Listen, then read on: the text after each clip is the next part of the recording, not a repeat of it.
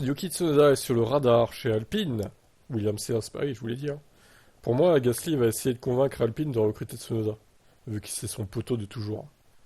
Voilà, il n'y aura aucun problème entre les deux pilotes, hein, du coup, vu qu'ils s'aiment bien.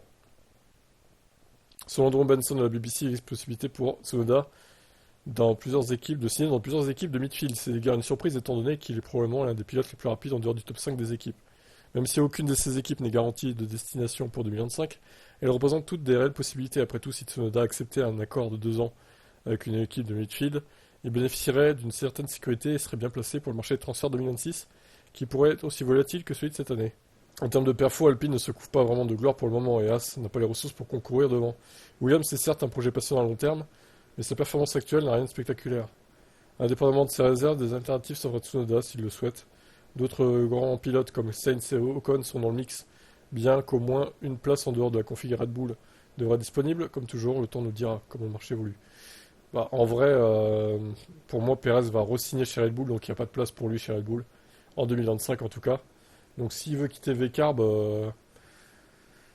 pour moi c'est soit Alpine, soit As, à la limite. Mais est-ce qu'il vaut pas mieux rester chez VCarb dans ce cas-là? Parce que les deux équipes là, citées, bof, hein.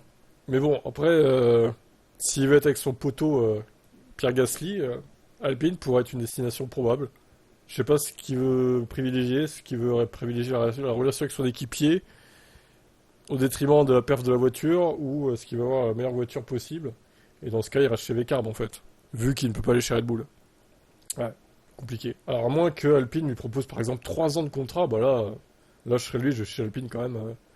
J'ai un CDI de 3 ans, même si la voiture est pas terrible, bon, au final c'est pas si mal parce que chez VCarb, j'ai pas l'impression qu'ils vont prolonger genre 2 ans quoi. Ça va être une année sur l'autre parce que ça pousse derrière les jeunes pilotes, etc. Bon, après, il y a Ricardo qui peut virer, vous me direz, mais bon. Je sais pas, à lui de voir après.